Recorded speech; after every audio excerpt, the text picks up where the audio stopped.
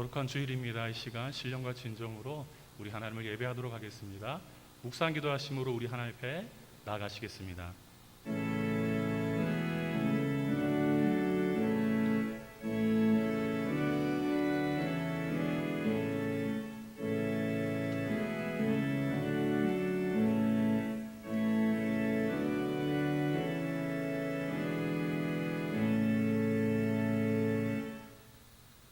사랑이 많으신 살아계신 주 하나님, 태초부터 저희를 택하시고 예정하신 뜻대로 저희를 구속하시며 성령으로 인치심에 감사드립니다.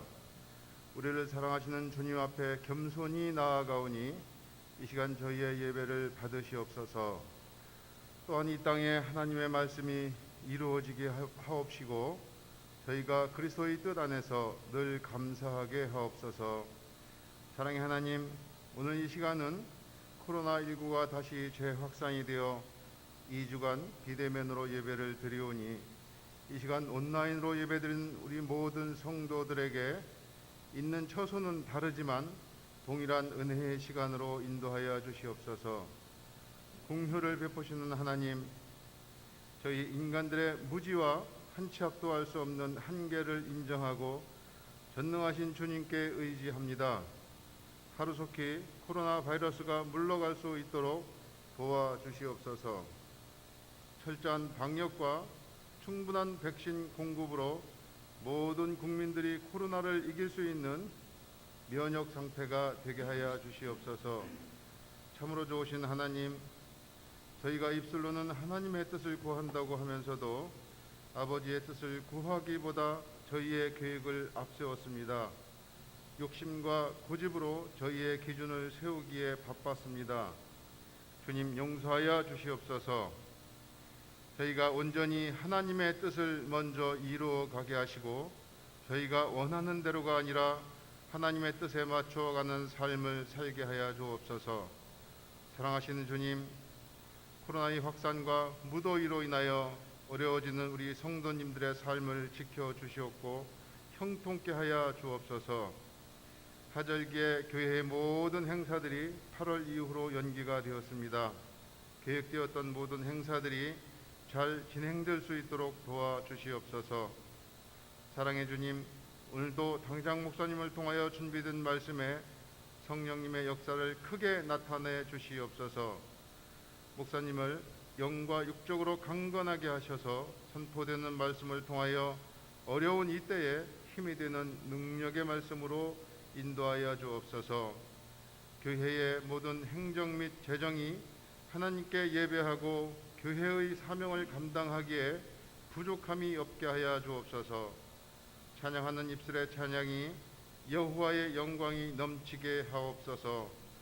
치료의 하나님, 오늘도 병으로 고통 중에 있는 지체들과 노환으로 힘든 시기를 보내고 있는 어르신들에게 치유의 은혜를 내려 주시옵소서.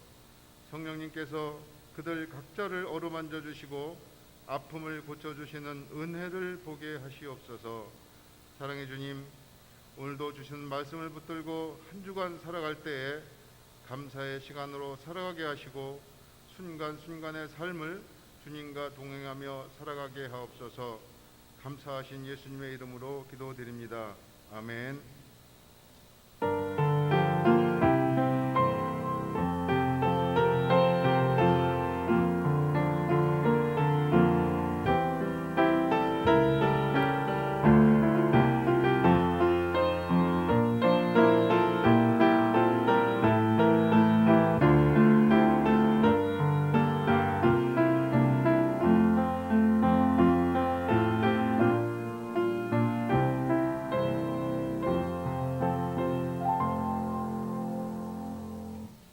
다 함께 찬송가 91장 우리 함께 찬양하시겠습니다.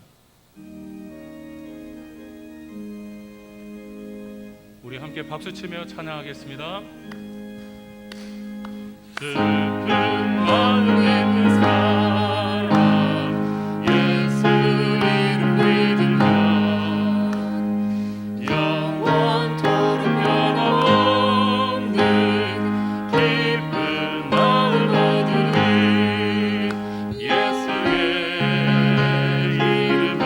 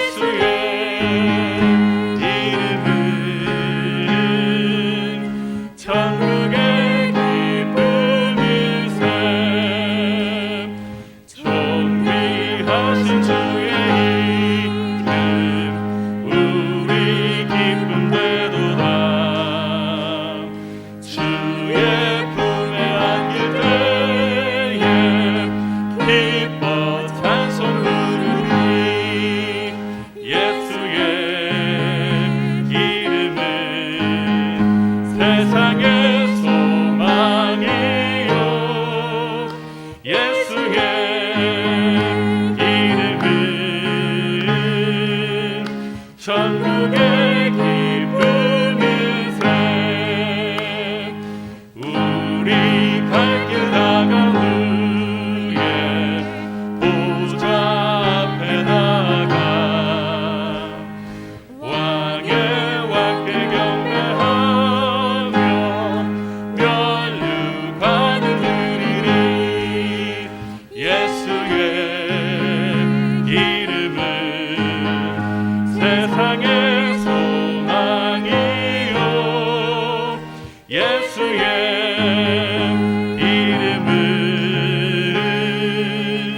천국의 기쁨일세. 사도신경으로 우리의 신앙을 고백하겠습니다. 나는 전능하신 아버지 하나님, 천지의 창조주를 믿습니다. 나는 그의 유일하신 아들 우리 주 예수 그리스도를 믿습니다. 그는 성령으로 잉태되어 동정녀 마리아에게서 나시고 본디오 빌라도에게 고난을 받아 십자가에 못 박혀 죽으시고 장사된 지 사흘 만에 죽은 자 가운데서 다시 살아나셨으며 하늘에 오르시어 전능하신 아버지 하나님 우편에 앉아 계시다가 거기로부터 살아있는 자와 죽은 자를 심판하러 오십니다. 나는 성령을 믿으며 거룩한 공교회와 성도의 교제와 죄를 용서받는 것과 몸의 부활과 영생을 믿습니다. 아멘.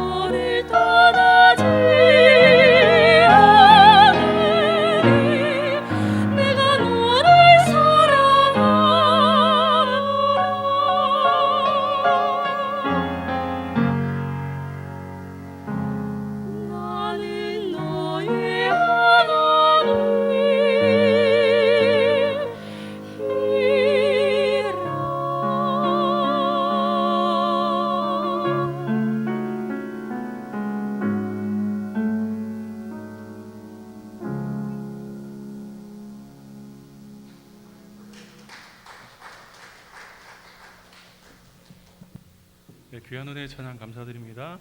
교회 소식 알려드리겠습니다. 주보와 영상을 참조해 주시기를 바랍니다. 거리동기 4단계 격상으로 말미암아서 2021년 교육부서 연합 특별활동이 8월 중순으로 연기되었습니다. 그래서 유치부는 8월 중순에, 유초등부는 8월 21일 토요일에, 청소년부는 8월 14일 토요일, 청년부는 9월 5일에 진행이 됩니다. 우리 교육부서를 위해서 많이 관심 가져주시고 기도해 주시고 후원해 주시면 감사드리겠습니다. 예배 안내 드리겠습니다. 정부의 방역 지침이 2주간 4단계로 격상됨에 따라서 오늘과 다음 주일까지 모든 예배를 실시간 온라인 예배로 드리게 되었습니다. 예배를 섬기시는 분들 외에 모든 성도님들은 유튜브를 통해서 가정에서 예배 드리시기를 바랍니다. 모든 예배는 유튜브를 통해서 실시간 혹은 영상으로 예배 드리실 수 있고요. 교회 계좌로 헌금하실 분들은 본인 이름과 헌금 항목을 적어서 교회 계좌로 보내주시면 감사하겠습니다. 특별히 전교인 성경 쓰기 필사 즉생 시편 3 필사를 마치신 성도님들께서는 8월 1일 주일까지 제출해 주시기를 바라고요. 시상은 8월 8일 주일에 소정의 상품과 함께 시상하도록 하겠습니다. 5번 광고입니다. 간식 후원이 있습니다. 우리 청년부의 유고능 형제 성민욱 집사님께서 교육부서 여름 특별활동을 위해서 간식을 후원해 주셨습니다. 우리 감사의 박수 한번 드리겠습니다. 생일 맞으신 성도님들 계십니다. 김혜숙, 도용화, 박해철, 신현호, 이지성, 이지은, 주혜숙, 최기원, 최은진, 최천 성도님, 우리 생일 축하 박수 드리겠습니다. 성경 봉독하겠습니다. 오늘 주시는 하나님의 말씀은 마태복음 13장 51절에서 58절까지의 말씀입니다. 마태복음 13장 51절에서 58절까지의 말씀 저와 함께 교독하시겠습니다. 이 모든 것을 깨달았느냐 하시니 대답하되 그러하오이다. 예수께서 이르시되 그러므로 천국의 제자된 서기관마다 마치 새 것과 옛 것을 그 곳간에서 내오는 집주인과 같으니라. 예수께서 이 모든 비유를 마치신 후에 그곳을 떠나서 고향으로 돌아가사 그들의 회당에서 가르치시니 그들이 놀라 이르되 이 사람의 이 지혜와 이런 능력이 어디서 났느냐. 이는 그 목수의 아들이 아니냐. 그 어머니는 마리아, 그 형제들은 야고보, 요셉, 시몬, 유다라 하지 않느냐. 그 너희들은 다 우리와 함께 있지 아니하냐. 그런즉 이 사람의 이 모든 것이 어디서 났느냐 하고 예수를 배척한지라. 예수께서 그들에게 말씀하시되 선지자가 자기 고향과 자기 집 외에서는 존경을 받지 않음이 없느니라 하시고 함께 읽겠습니다. 그들이 믿지 않음으로 말미암아 거기서 많은 능력을 행하지 아니하시니라. 배척하는 마음이라는 제목으로 담임 목사님 나오셔서 말씀 증거해 주시겠습니다. 우리 앞뒤작으로 인사 나누도록 하겠습니다. 또 집에서 영상으로 예배 드리시는 분들도 함께 좀 인사 나누시기 바랍니다. 사랑하고 축복합니다.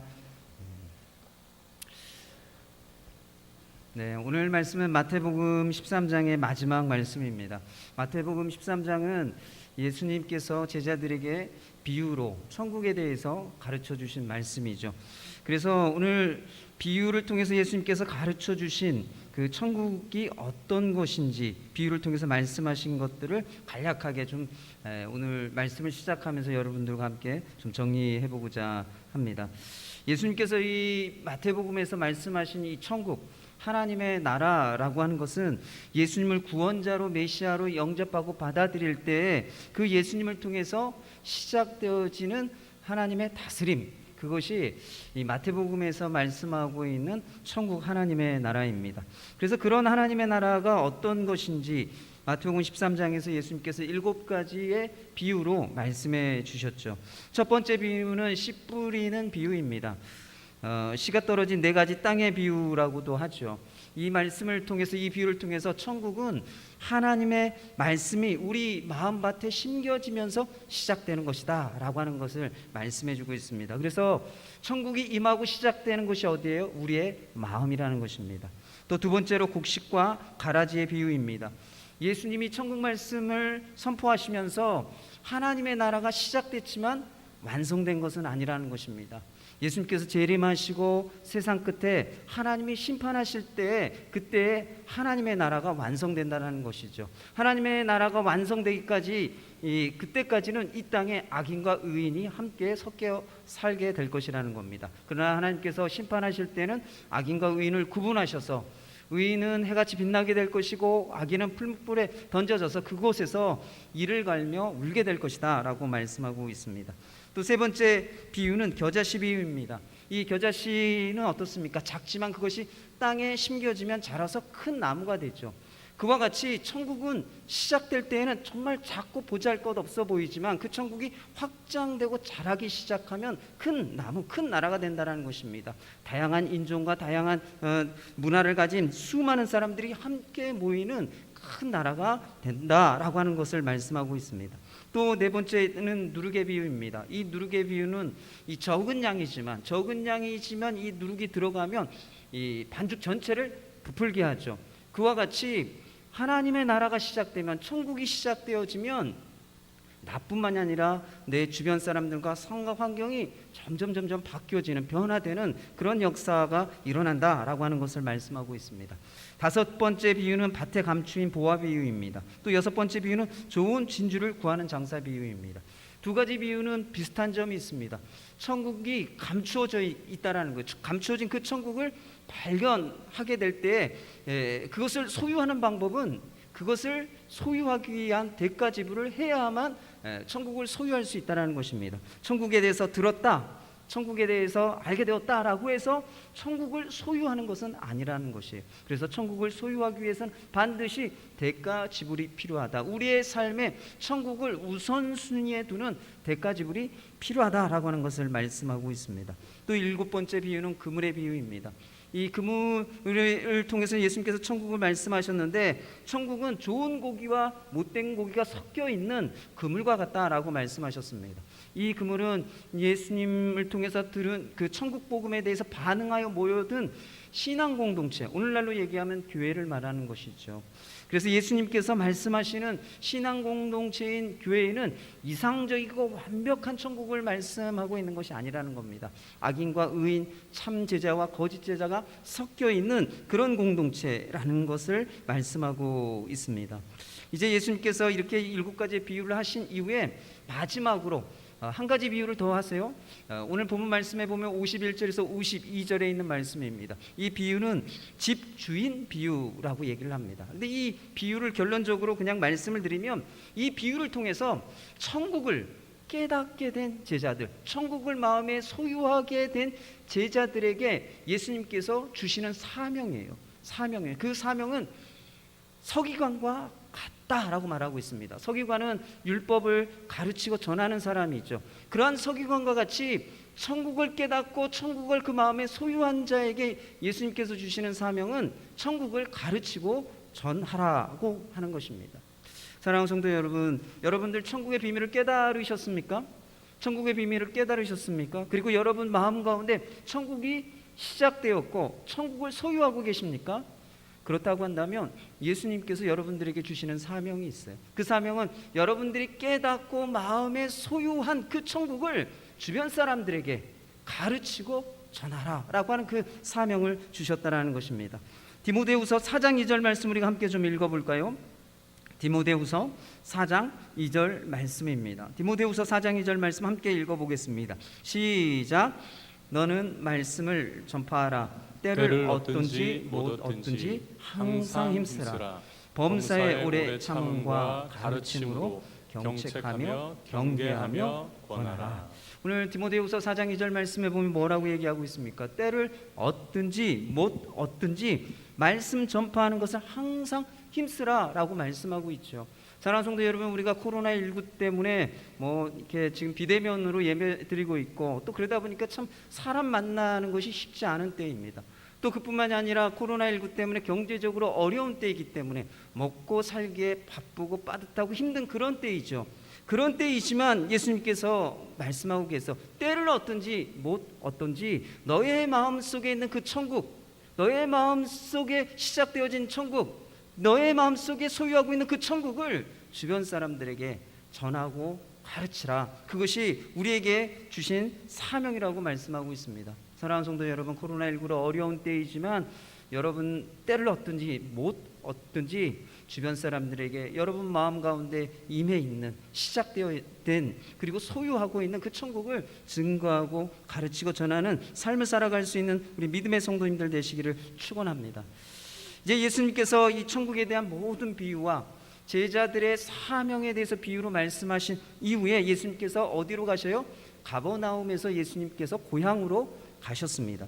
예수님께서 고향으로 가신 그 이유는 제자들에게 그 천국 복음을 전하라고 말씀하셨죠. 그래서 제자들에게 말씀하신 대로 예수님도 고향에 가셔서 천국 복음을 가르치고 전하기 위해서 고향에 가셨다는 것입니다. 예수님이 가신 고향은 나사렛을 의미하는 곳이죠.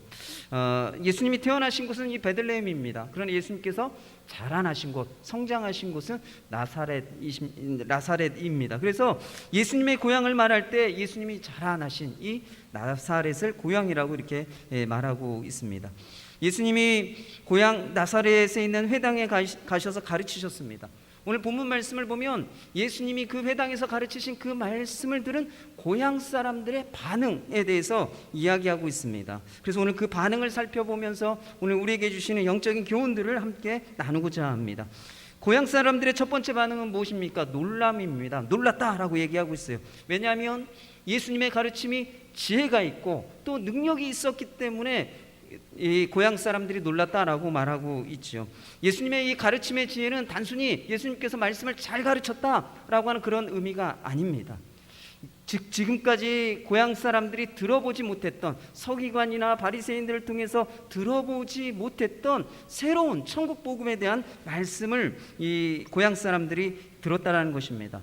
아마도 예수님께서 이 회당에서 가르치신 말씀은 이런 내용이었을 것 같아요. 회개하라, 하나님의 나라 천국이 가까이 왔다라고 이렇게 선포하시고 구약에 있는 말씀을 선포하시면서 그 구약에 예언된 메시아에 대해서 예언된 그 말씀이 지금 오늘 성취되어졌다. 그 구약에 예언된 그 메시아가 바로 나이고 나를 통해서 이 구약에 예언된 말씀이 성취되었다라고 하는 것을 선포하셨을 것입니다. 그리고 예수님을 통해서 하나님의 나라가 지금 임하였고 마음에서부터 시작되고 있다라고 하는 것을 선포하셨을 거예요. 이러한 천국 복음에 대해서 고향 사람들은 들어본 적이 없었던 것이죠. 또 예수님께서 가르치셨을 때 능력을 나타내 보이셨다라고 말씀하고 있습니다. 이 능력은 질병을 치유하는 기적을 행하는 능력이죠. 귀신을 내어쫓고 병든 자들을 고치시는 그런 놀라운 능력을 말씀을 가르치시면서 행하셨다라고 하는 것을 말씀하고 있습니다. 그래서 예수님의 가르침의 지혜와 능력은 고향 사람들이 단 한 번도 들어본 적이 없고 본 적이 없는 것이었기 때문에 아주 놀라운 것이었죠. 이렇게 예수님의 가르침을 들은 고향 사람들의 두 번째 반응은 무엇인가 하면 배척입니다. 배척. 우리가 생각할 때 예수님의 이런 놀라운 그 가르침의 지혜와 능력을 경험했다고 한다면, 보았다고 한다면 환영하고 환호하고 예수님을 이렇게 좀 환대했을 것 같은데 고향 사람들은 그러지 않았다라는 것입니다. 배척했다라고 말하고 있어요. 그래서 예수님의 그 가르침을 들은 고향 사람들이 왜 예수님을 배척했는지 좀 그 이유를 좀 생각해 보고자 합니다. 첫 번째 이유는 고향 사람들이 예수님에 대해서 잘 안다고 생각했기 때문에 예수님을 배척했다라는 것입니다.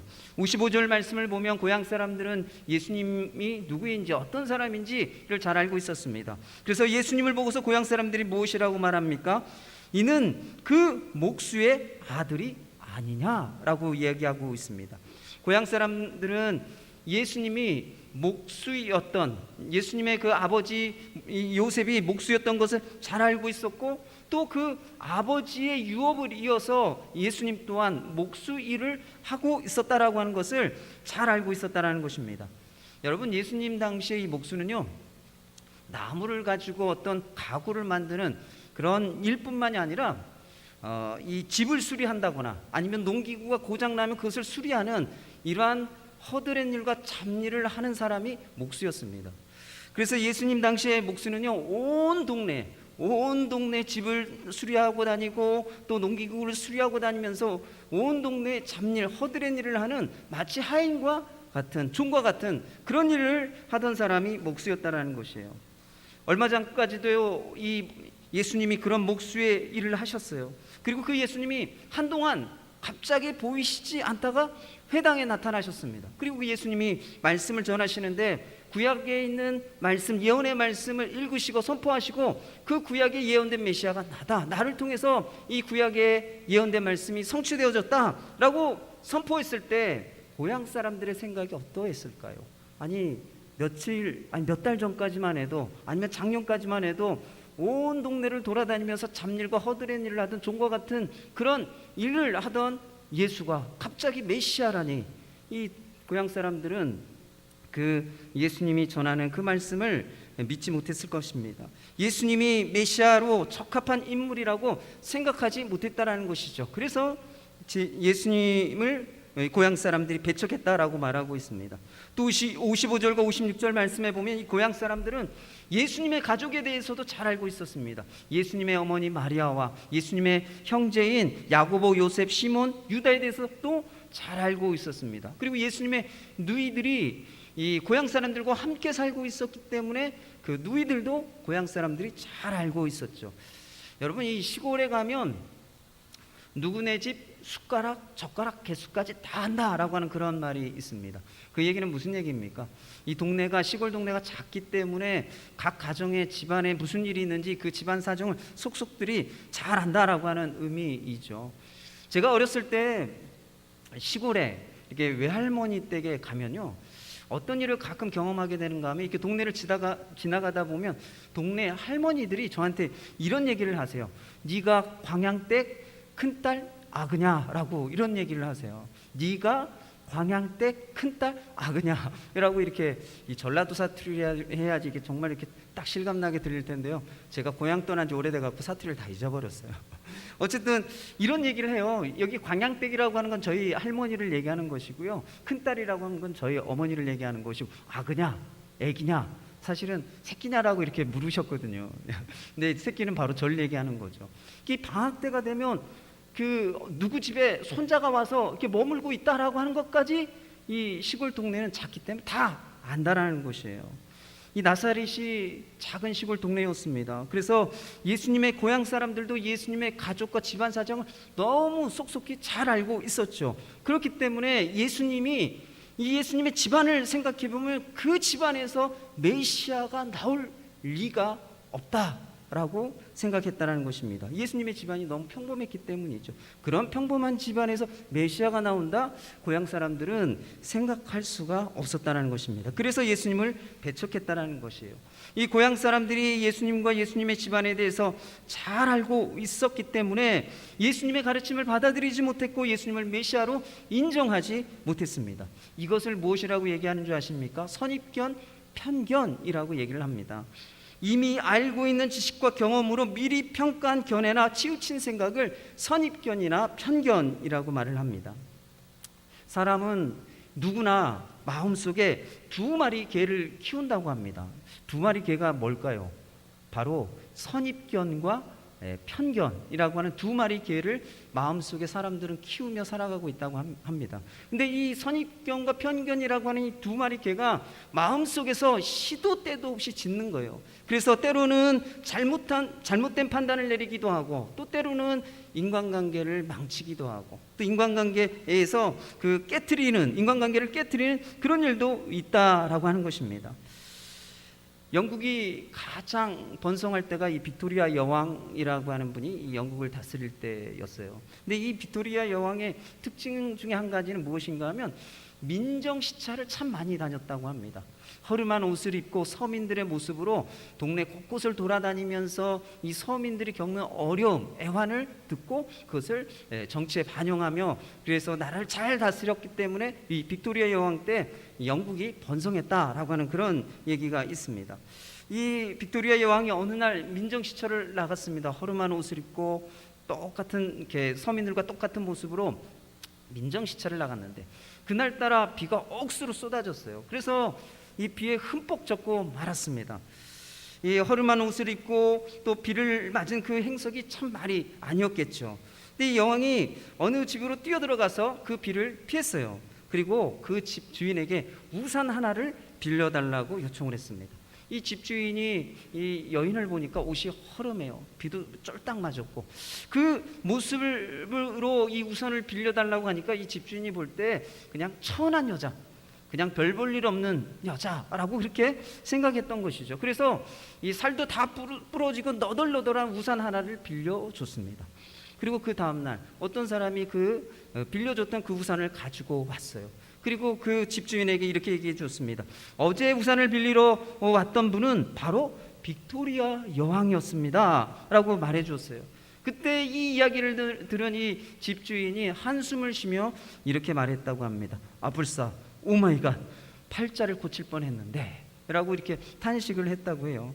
이 집주인은 외모에 대한 선입견과 편견 때문에 그 사람이 여왕이라고 하는 것을 알아보지 못했던 것이죠. 사랑하는 성도 여러분, 많은 사람들이 예수님을 메시아로 알아보지 못하고 받아들이지 못하고 천국을 경험하지 못하는 그 이유가 무엇인 줄 아십니까? 그것은 세상적인 지식과 경험이 선입견과 편견이 되어서 예수님을 바라보고 평가하기 때문이라는 것입니다. 세상은 예수님을 소크라테스나 공자나 이 석가모니와 같은 4대 성인의 한 분으로 보지요. 그래서 예수님을 사람들에게 윤리적으로 도덕적으로 좋은 가르침 그리고 명언을 남긴 그런 좋은 위대한 스승 선생 정도로 생각하는 경우가 많습니다. 그리고 석가모니나 또 공자나 마호메과 같이 예수님이 종교, 기독교라고 하는 종교를 창시한 사람 이렇게 생각하는 경우가 많이 있죠. 이러한 세상적인 지식과 경험, 선입견을 그런 것을 선입견과 편견으로 사로잡혀 있을 때 예수님을 메시아로 받아들이기 어렵다는 것입니다. 그리고 천국 복음을 이해하기 어렵다는 것입니다. 무엇보다도 그런 선입견과 편견을 가지고서는 이 천국을 경험하지 못한다는 것이에요. 사랑하는 성도 여러분, 내가 세상적인 지식과 경험으로 이 선입견과 편견을 가지고 있다고 한다면 우리가 예수님을 충분히 이해하고 예수님을 받아들이고 또 천국을 경험하는 그런 일들은 어렵다라고 하는 것을 기억하시길 바랍니다. 사랑하는 성도 여러분, 여러분들이 가지고 있는 예수님에 대해서 또는 천국에 대해서 여러분들이 가지고 있는 세상적인 지식과 경험을 통해서 가지고 있는 편견과 선입견들을 내려놓으시기를 바랍니다. 그래서 예수님이 정말 우리의 삶의 구원자 메시아이시구나, 그리고 예수님을 통해서 내 삶 가운데 천국이 임하였고 시작되었고 그것을 내가 소유하고 살아가고 있다라고 하는 것을 깨닫고 발견하고 경험하게 되는 우리 믿음의 성도님들 되시기를 바랍니다. 고향 사람들이 예수님을 배척한 두 번째 이유는 고향 사람들이 예수님에 대해서 의심했기 때문이라는 것이에요. 54절과 56절 말씀에 보면 고향 사람들이 예수님의 그 가르침의 지혜와 능력이 어디에서 났는지 궁금했습니다. 예수님의 그 가르침의 지혜와 능력의 출처가 어디인가라고 하는 것에 대해서 궁금했다라는 거예요. 그래서 두 번이나 이렇게 묻습니다. 이 지혜와 이런 능력이 어디서 났느냐? 이 모든 것이 어디에서 났느냐라고 이렇게 고향 사람들이 말을 하고 있습니다. 여러분, 초자연적인 능력, 기적을 행하는 능력, 이런 능력은 어디에서 나오는 걸까요? 여러분, 어떻게 생각하세요? 여러분들은 병을 고치는 능력, 귀신을 내어쫓는 능력, 또 사람들의 그 여러 가지 은사를 통해서 사람들에게 행하는 여러 가지 이러한 초자연적인 능력, 이런 능력은 어디에서부터 나오는 것일까요? 분명한 것은 사람에게서 나오는 것은 아니에요. 사람에게서 나온 것은 아니에요. 그래서 이런 초자연적인 능력은 딱 두 군데에서 나와요. 첫 번째로는 하나님께, 그리고 두 번째는 마귀 사단 귀신에게 나오는 경우. 이 초자연적인 능력은 이게 나오는 그 능력의 출처는 하나님 아니면 마귀 귀신밖에 없다라는 것이에요. 이 고향 사람들은 예수님에 대해서 잘 알고 있다라고 하는 선입견과 편견 때문에 예수님의 지혜와 능력을 듣고 보고서도 그 출처가 하나님께서부터 비롯되었구나, 하나님에게서부터 그 능력과 지혜가 주어졌구나 라고 하는 것을 믿지 못하고 의심했다라고 하는 것입니다. 마태복음 12장 24절 말씀에 보면 바리새인들이 예수님이 이 귀신을 내어쫓는 것을 보시고 무엇이라고 말합니까? 귀신들의 왕 바알세불을 힘입어 귀신을 내어쫓는다라고 얘기하고 있죠. 예수님의 그 초자연적인 능력, 그 능력의 출처가 마귀 귀신이라고 이 바리새인들은 생각했다는 것입니다. 왜요? 예수님을 믿지 못했기 때문에. 예수님을 신뢰하지 못했기 때문에, 예수님에 대한 선입견과 편견이 있었기 때문에 예수님의 그 능력의 출처를 하나님으로 생각하지 아니하고 마귀 귀신 사단이라고 생각했다는 것이에요. 아마 고향 사람들도 바리새인들처럼 예수님의 그 가르침의 지혜와 능력을 귀신의 왕 바알세불로부터 받은 것이라고 생각했는지도 모르겠습니다. 어쨌든 고향 사람들은 이 선입견과 편견으로 인한 의심 때문에 예수님을 메시아로 인정하지 못했고 받아들이지 못했다라는 것이에요. 그래서 예수님을 배척했다라고 하는 것입니다. 우리나라에 이 미국 선교사님들이 이렇게 들어오실 이 초창기에 우리나라는 참 이 의료적으로 참 열악하고 부족했습니다. 참 어려웠죠. 그런데 이때 어떤 한 양반이 선교사님을 찾아왔습니다. 이 선교사님을 찾아온 이유는 그의 몸에 이 종기가 났거든요. 근데 그 종기가 좀 심하고 이렇게 치료를 해도 잘 낫지를 않았어요. 그래서 선교사님에게 도움을 받기 위해서 찾아왔던 것입니다. 비록 교회는 다니지 않지만 몸이 아프니까 어쩔 수 없이 염치불구하고 선교사님의 도움을 받기 위해서 찾아왔어요. 그리고서는 자신의 그 종기가 난 이 환부를 선교사님에게 보여주고서 이 양반이 이렇게 부탁을 했습니다. 선교사님, 보시다시피 제 몸에 심한 종기가 생겼습니다. 듣자하니 선교사님에게는 좋은 약이 있다는 소문을 듣고 이렇게 체면불구하고 찾아왔습니다. 저를 좀 도와주십시오. 그래서 이 선교사님이 이 양반에게요, 이 페니실린이라고 하는 약을 나누어 주었습니다. 그리고 이렇게 얘기했습니다. 이것은 최근에 개발된 아주 좋은 항생제입니다. 이것을 드시면 몸이 괜찮아질 겁니다. 라고 이렇게 얘기해 주었어요. 그랬더니 이 양반이 그 페니실린 약을 받아들고서는 약값이 얼마입니까? 라고 물었습니다. 그때 선교사님이 이 선교할 목적으로 이렇게 답변을 했어요. 공짜입니다. 그냥 드릴 테니까 집에 가서 드십시오.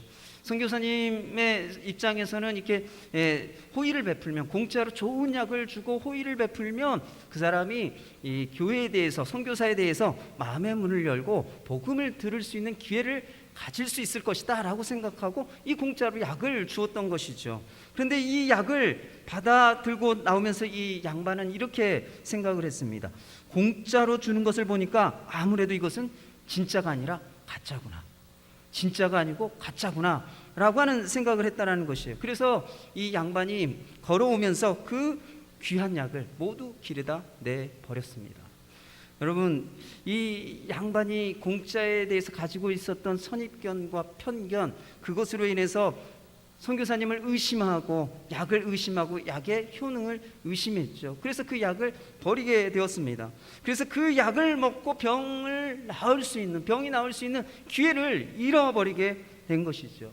사랑하는 성도 여러분, 우리가 의심하면 들어도 들리지 않고 보아도 보이지 않습니다. 천국을 경험할 수 없다라는 것이에요. 야고보서 1장 6절 말씀에 보면 이런 말씀이 있습니다. 오직 믿음으로 구하고 조금 더 의심하지 말라. 의심하는 자는 마치 바람에 밀려 요동하는 바다 물결 같으니 라고 말씀하고 있습니다. 이 의심하는 자는 어떻다고요?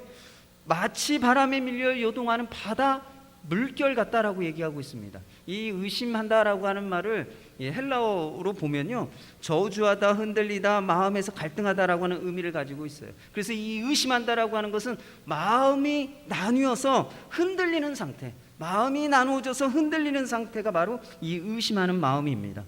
그래서 야고보서 1장 6절 말씀에 보면 의심하는 자는 바람에 밀려 요동하는 바다 물결 같다라고 이렇게 비유하고 있는 것이죠. 사랑하는 성도 여러분, 의심하면 마음이 나뉘어서 쉽게 흔들리기 때문에 우리가 진리 위에 서지 못하고 믿지 못한다라고 하는 것입니다. 사랑하는 성도 여러분, 예수님과 천국에 대한 말씀 우리가 들을 때 의심함으로 우리의 마음이 나뉘고 흔들리지 않도록 여러분들이 기도하시기를 바랍니다. 예수님과 이 천국에 대한 말씀을 들을 때마다 우리의 마음에 의심의 장막을 거두고 예수님을 받아들이고 또 천국을 마음에서 경험할 수 있도록 기도하는 우리 믿음의 성도님들 되셔서 진리 위에 서고 믿음 위에 서는 우리 믿음의 성도님들 되시기를 축원합니다. 세 번째로, 이 고향 사람들이 예수님을 배척한 이유는 예수님을 믿지 못했기 때문이었습니다. 58절 말씀에 보면 고향 사람들이 믿지 않았다라고 말씀하고 있죠.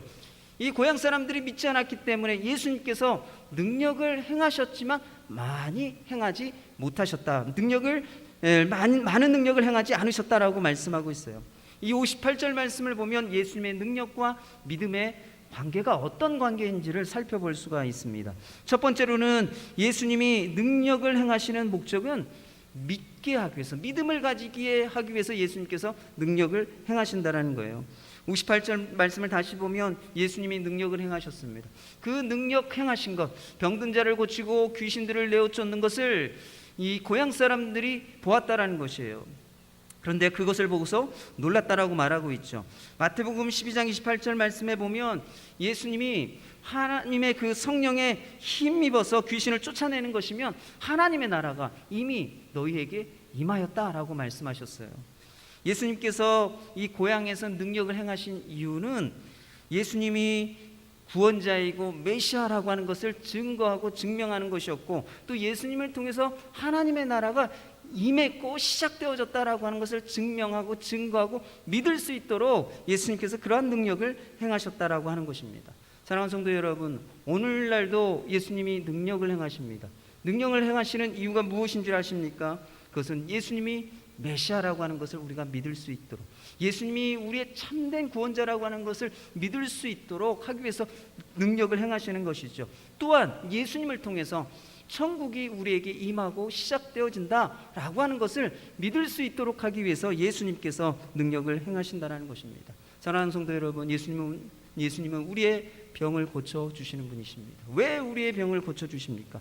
예수님은 우리의 삶의 문제들을 가지고 예수님의 이름으로 기도하면 우리 기도에 응답해 주시는 분이십니다. 왜 우리의 기도에 응답을 해 주실까요? 또 예수님께서 우리의 삶에 함께 계시고 동행하시고 인도하시는 분이십니다. 왜 함께 하시고 동행하시고 인도하십니까? 그 이유가 무엇입니까?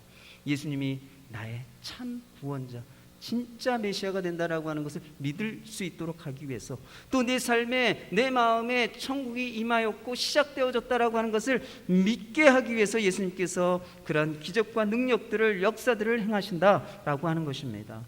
이제 두 번째로 예수님의 능력과 믿음의 관계, 두 번째는 예수님이 능력을 행하실 때 조건으로 믿음을 보신다라는 것이에요. 예수님께서 그냥 능력을 행하시는 것이 아니라는 겁니다.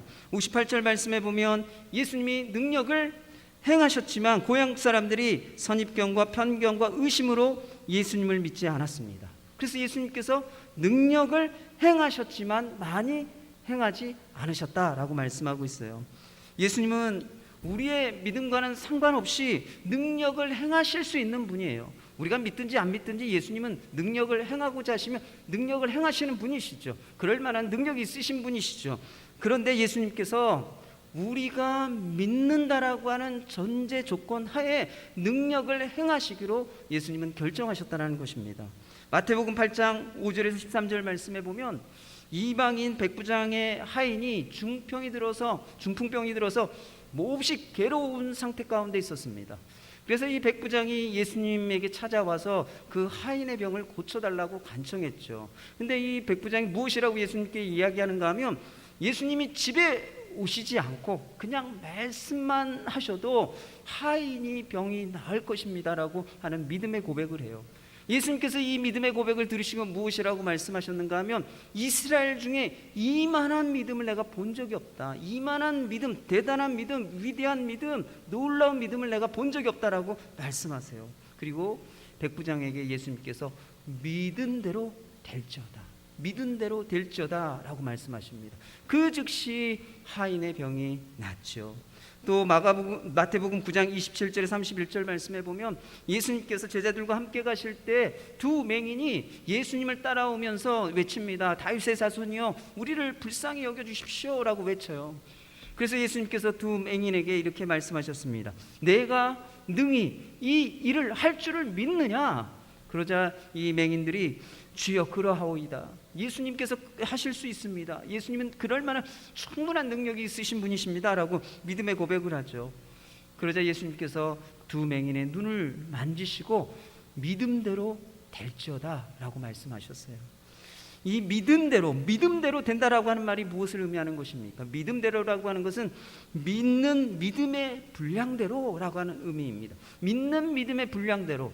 다르게 표현하면 우리의 믿음의 크기를 얘기하고 있는 것이죠. 우리의 믿음이 많고 적느냐, 그거에 따라 예수님의 그 행하시는 능력이 달려있다는 것이에요. 우리 믿음의 크기, 믿음의 많고 적음에 따라 예수님이 능력을 행하신다라고 말씀하고 있는 것입니다. 예수님이 능력을 행하실 때 사람의 믿음을 의지하지는 않으십니다. 그러나 사람의 믿음을 중요한 조건으로 여기신다라는 것이에요. 그래서 예수님이 믿지 않는 자들에게는 능력을 행하지 못하시는 것이 아니라 믿음이 없기 때문에 능력을 행하지 않으신다라고 하는 것이죠. 사랑하는 성도 여러분, 여러분들의 믿음의 분량, 믿음의 크기, 믿음의 그릇이 커질 수 있도록 기도하시기를 바랍니다. 그래서 성경에서 예수님께서 보여주셨던 그 수많은 능력들, 기적들을 경험할 수 있는 우리 믿음의 성도님들이 되시기를 축원합니다. 말씀을 좀 정리하면요, 오늘 예수님께서 고향 나사렛에 가셔서 회당에서 천국 복음을 가르치시고 전하셨어요. 근데 그 천국 복음을 들었던 고향 사람들이 예수님에 대해서 배척하죠. 이 배척한 사건을 통해서 왜 세상 사람들은, 왜 사람들은 예수님을 구원자로 받아들이지 못하는지, 왜 예수님이 선포하시는, 말씀하시는 그 천국을 경험하지 못하는지에 대해서 말씀하셨습니다. 그 이유가 무엇입니까? 첫 번째로는 편견과 선입견 때문이라는 것입니다. 두 번째는 의심 때문이고, 세 번째로는 믿지 않기 때문에 예수님이 구원자, 메시아라고 하는 것을 우리가 경험하지 못하고 또 우리 안에 시작되어지는 그 하나님의 나라 천국을 경험하지 못한다는 것이에요. 사랑하는 성도 여러분, 우리가 천국에 대한 수많은 얘기를 듣습니다. 또 예수님에 대한 수많은 얘기를 듣습니다. 제가 설교를 시작하면서 7가지 비유를 통해서 예수님께서 말씀하신 천국에 대한 이야기를 말씀해 드렸잖아요. 그런데 그 이야기를 들었다고 해서, 그 이야기를 알았다고 해서 천국을 경험하게 되는 것은 아니라는 것이에요. 어떻게 경험해요? 믿을 때 천국을 경험하게 되어진다는 것이에요. 사랑하는 성도 여러분, 그래서 예수님께서 믿음대로 되라고 말씀하고 계세요. 믿음대로. 우리가 천국에 대해서 믿으면 그 천국이 경험되어지는 거. 믿음대로 예수님께서 역사하시고 일하시기 때문에 예수님이 메시아라고 하는 것을, 나의 참 구원자라고 하는 것을 믿으면 그 믿음대로 우리의 삶 가운데, 우리 마음 가운데 예수님께서 구원자로 임하시고 우리의 삶의 구원자가 되어 주시는 것이죠. 여러분들 믿음이 뭘까요? 제가 여러분들에게 마지막 요 한 가지 이야기만 하고 말씀을 좀 마무리하려고 합니다. 여러분, 뚜껑으로 이렇게 닫혀있는 물병이 하나 있어요. 병이 있어요. 여러분, 이 병에 물을 채울 수 있는 방법이 뭡니까? 물을 채울 수 있는 방법 다 아시죠? 이 뚜껑이 닫혀있는 이 물병에 물을 채우는 방법을 제가 설명하고 여러분들이 이해하면 이 물병에 물이 채워질까요? 어떻게 생각하세요? 이 물병에 물을 채우는 방법은 이런 방법이 있습니다라고 여러분들에게 설명드리면, 그래서 여러분들이 이해하면 이 물병에 물이 정말 채워질까요? 아니면 여러분, 이 물병을 깊은 바다나 물이 많은 곳에 집어 던지면 이 물병에 물이 채워질까요? 아니면 이 물병에 물이 채워지도록 하나님 앞에 간절히 채워주십시오, 간절히 기도하면 이 물병에 물이 채워질까요? 아니면 아주 탁월한 은사자, 능력자가 와서 이 물병에다 딱 손을 얹으면 이 물병에 물이 채워질까요? 여러분, 어떻게 생각하세요? 이 물병에 물을 채우는 방법은 뭐라고 생각하세요? 간단하죠. 이 뚜껑을 이 입구를 막고 있는, 이 병을 막고 있는 이 뚜껑을 열어서 열면 돼요. 그렇죠? 믿음이라고 하는 것이 바로 이거라는 겁니다. 이 물병을 닫고 있는 이 뚜껑을 여는 것이 바로 믿음이라는 것이에요. 사랑하는 성도 여러분, 우리가 선입견과 편견과 의심이라고 하는 뚜껑으로 우리의 마음을 닫아두잖아요. 그러면 우리가 아무리 천국 복음에 대해서 들어도, 예수님에 대해 들어도 아무것도 깨달을 수가 없습니다. 아무것도 받아들일 수가 없습니다. 아무것도 경험할 수 없다는 거예요. 믿음으로 우리의 마음을 열 때, 선입견과 편견과 의심으로 닫혀있는 그 뚜껑을 믿음으로 열 때, 우리의 마음의 문을 열 때 예수님께서 우리 안에 구원자로 메시아로 임하셔서 내가 너의 구원자야, 너 삶의 구원자야, 그리고 나를 통해서 하나님의 나라는 이렇게 시작되고 이렇게 확장되어져 가는 거야 라고 예수님께서 우리에게 경험하게 하신다라는 거예요. 사랑하는 성도 여러분, 믿음은 우리의 마음의 뚜껑을 여는 것입니다. 그럴 때 예수님께서 우리의 삶에 그 천국의 놀라운 은혜와 역사와 능력을 부어주시고 경험하게 되는 것이죠. 이 시간 우리가 함께 좀 기도하도록 하겠습니다. 정말 그 천국을 소유하고 그 천국의 그 은혜와 능력, 그 풍성함, 부유함, 그 천국의 모든 것을 주님 내 삶 가운데 경험할 수 있도록 주님 내게 믿음을 주십시오. 하나님을 향해서 또 말씀을 향하여 예수님을 향하여 내 마음의 문을 열고 믿음으로 마음의 문을 열고 예수님께서 내 삶에 들어오시고 내 마음에 좌정하셔서 예수님을 통해서 시작되어지고 경험케 되어지는 그 천국을 정말 주님 제가 경험하며 살아가게 해주십시오. 제게 그런 믿음 달라고 시간 함께 기도하도록 하겠습니다. 기도하겠습니다.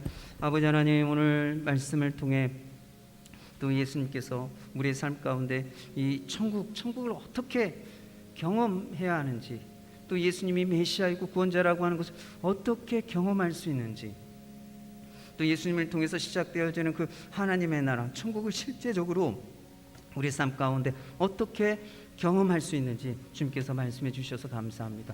우리의 마음이 선입견과 편견과 의심으로 우리의 마음이 닫혀 있다고 한다면 주님 이 마음을 열 수 있도록 주님 은혜를 주십시오. 이 마음의 뚜껑을 열 수 있는 믿음을 우리에게 더하여 주옵소서. 그래서 예수님을 향하여 또 예수님의 그 천국 말씀에 대하여 우리가 더 마음의 문을 열고 믿음으로 받아들일 수 있는 우리 믿음의 성도들 되게 도와주옵소서. 그래서 깨닫는 은혜가 있을 뿐만이 아니라 또 받아들이는 은혜가 있게 하시고 그것을 경험케 되어지는 은혜와 역사와 능력을 경험하는 우리 모든 성도들 되게 하여 주옵소서. 그래서 실제로 이 땅에서 천국을 소유하고 천국의 삶을 살아가는 모든 성도들 될 수 있도록 은혜를 베풀어 주옵소서.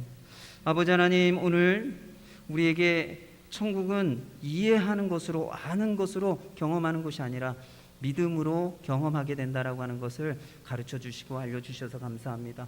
우리가 예수님에 대해서 또 천국에 대해서 우리가 가지고 있는 선입견과 편견과 의심을 주님 이제 내려놓게 하시고 믿음으로 천국을 소유하고 또 믿음으로 우리 마음 가운데 시작되어진 그 천국의 삶을 경험하는 모든 성도들 되게 하여 주옵소서. 감사드리고 이 모든 말씀 예수님의 이름으로 기도드립니다. 아멘. 찬송가 538장 찬송하시며 봉헌하도록 하겠습니다.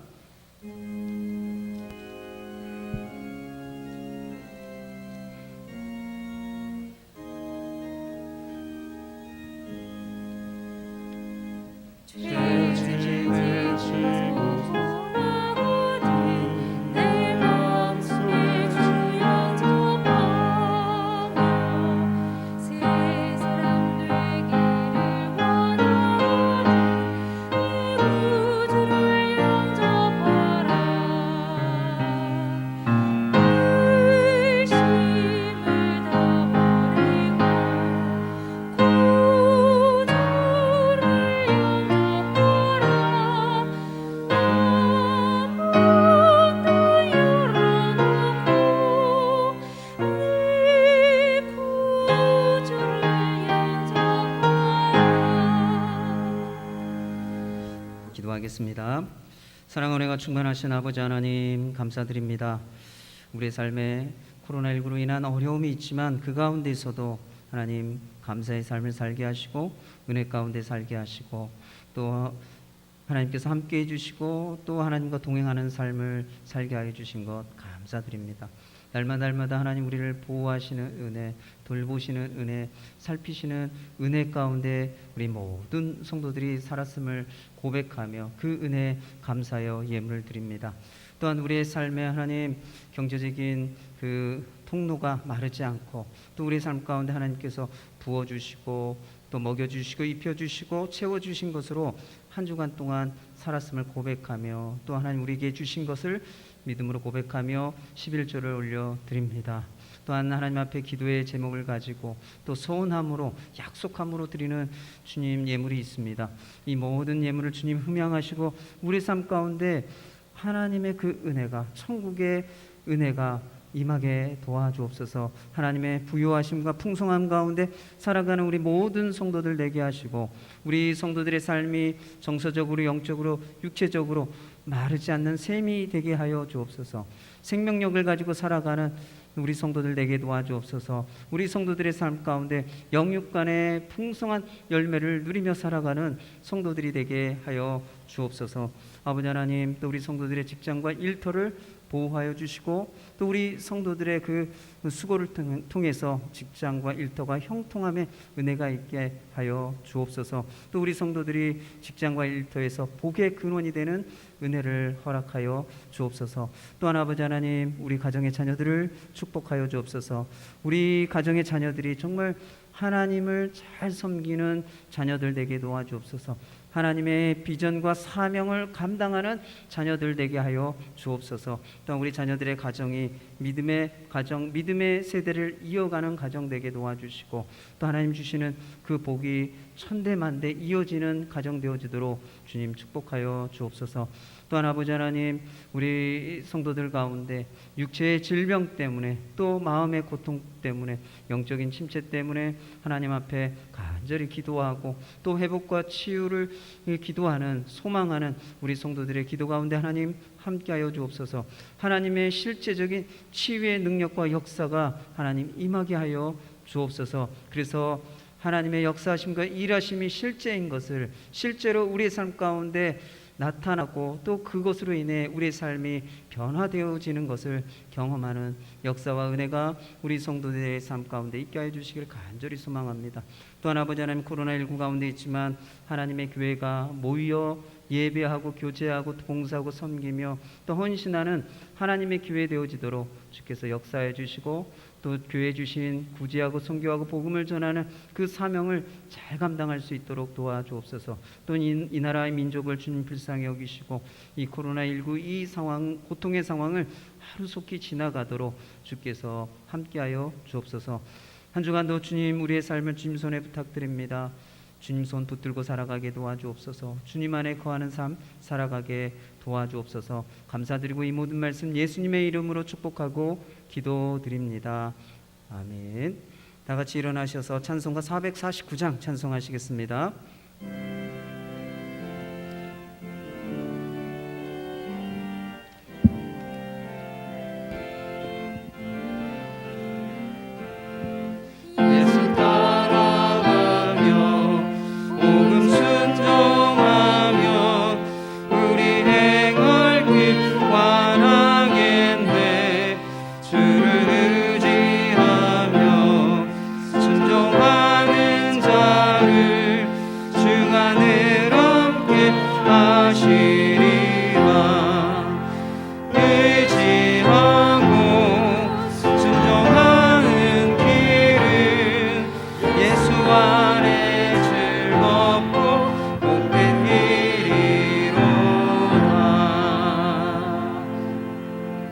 이제는 우리 주 예수 그리스도의 은혜와 하나님의 사랑하심과 성령의 교통하심이 이 땅에서 천국을 소유하고 천국의 풍성함과 부유함 가운데 살아가기를 간절히 소망하며 나아가는 신광교회 모든 성도들과 가정과 자녀와 직장과 일터 위에 주의 복음을 전하고 계시는 모든 선교사님들 위해, 코로나19로 수고하고 헌신하는 봉사자들과 의료진들 위해 영원히 함께 계시기를 간절히 축원하옵나이다.